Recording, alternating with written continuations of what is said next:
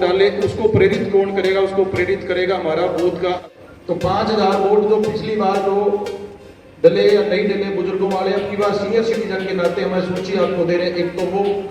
दूसरा फर्क करके मोदी जी के नाम से जो आज के दिन वोट डालने के लिए तैयार है उसको प्रेरित करेंगे, तो वो वोट बिल्कुल भी नहीं। लाभार्थी की सूची दे रहे हैं जिसमें जिस आदमी ने बूथ में अपनी सरकार से पिछले 10 साल में कोई भी फायदा जिसको मिला है, पारिवारिक पहचान पत्र जो उसका बना है उसके माध्यम से जो पीछे मेले लगे किसी को लाभ मिला है या कोई अन्य लाभ जिसको मिला है, वो सूची आपको देंगे। उस सूची में हमारा जो बूथ का अध्यक्ष है उस लाभार्थी से दिया है उसके बारे में बताए, उससे वो संपर्क करके आएगा और वो वोट भी ये मान के चलिए कि जिस आदमी के ऊपर कोई सरकार ने बिना किसी लाग लपट के, बिना किसी उसकी कोई में पड़ेगी। ये 3 जो बातें मैंने आपको बताई हैं, जिसमें सबसे पहले सीनियर सिटीजन वाली, दूसरा फर्स्ट टाइम जो वोट पड़ेगा वो, तो सबसे बड़ी बात आजकल हम देखते हैं वो है की वोटर। इसकी बात तो आम लोग करते हैं, लेकिन मेरा जो अनुभव है, मेरा जो मानना है वो ये मानता हूँ कि कांग्रेस यहाँ मुकाबला करेगी, लेकिन जैसे जैसे चुनाव प्रवाह चढ़ेगा उसको लगता नहीं है कि कांग्रेस कोई मुकाबला करेगी। इसके साथ साथ जो जगपा का, इनेलो का और दूसरी पार्टी का जो वोट है, उस वोट में भी गाँव के अंदर जो न्यूट्रल वोट है, लेकिन आज वो मोदी जी के नाम से बोलते हैं कि ये वोट तो मोदी जी को ही डालेंगे। मेरा एक निवेदन आपसे ये है कि एक आप कोई परफॉर्मा जिला कार्यालय की तरफ से हम आपको बना के दें। आप अगर अशोक तंवर इनसे बात कर ले तो ये अपने पक्ष में आ सकता है। इसमें रणजीत चौटाला जी इसको फोन कर दे तो ये अपने पक्ष में आ सकता है। इसमें आदरणीय जगदीश चोपड़ा जी फोन कर दे तो ये अपने पक्ष में आ सकता है। इसमें सुरेंद्र आर्या जी फोन कर दे तो इसमें आ सकता है। ऐसी सूची अगर आप हमें बूथ अनुसार बना करके देंगे, वो सूची जिला कार्यालय में आएगी और हमें भी पता लगेगा कि ऐसे कोई 20 लोग, 30 लोग, इलाहाबाद में 50 लोग ऐसे हैं करना चाहते हैं, ऐसा आदमी को प्रदेश जैसे से मिलकर बात करना चाहते हैं। तो ऐसी रचना जब हम बनाएंगे,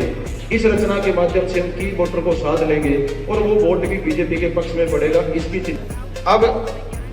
आजकल हम जो चुनाव लड़ रहे हैं, इसमें इसका दूसरा चेहरा है वो है सोशल मीडिया।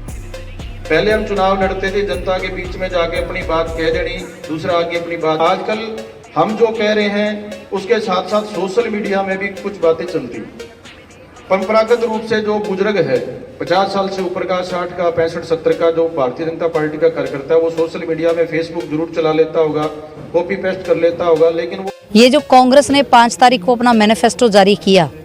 और जो उन्होंने देश को तुष्टीकरण की राजनीति के अंदर बांटने के लिए अपने रिटर्न रूप में मैनिफेस्टो में कहा,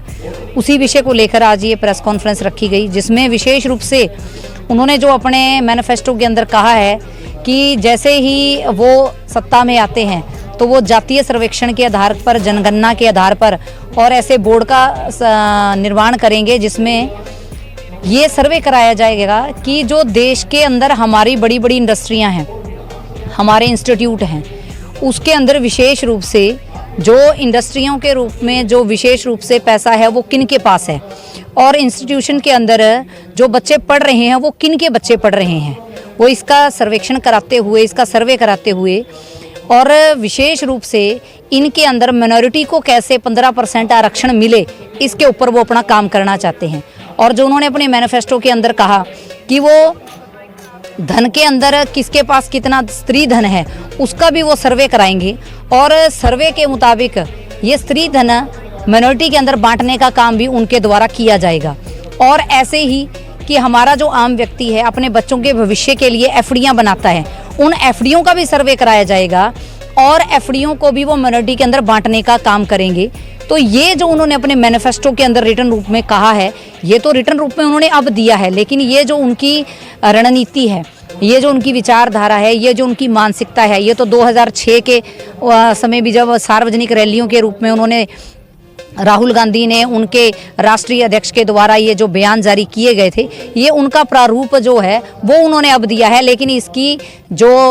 चर्चाएं थी, इसका जो उन्होंने एक रोड मैप तैयार करने का काम कहते हैं, ये उन्होंने बहुत पहले कर लिया था। वो कैसे देश को लूटेंगे, कैसे आम व्यक्ति को लूटेंगे और कैसे देश को बर्बादी की तरफ लेके जाना चाहते हैं, ये उन्होंने अपने मैनिफेस्टो के अंदर कहा है। इसी को लेकर ये आज प्रेस कॉन्फ्रेंस की गई है।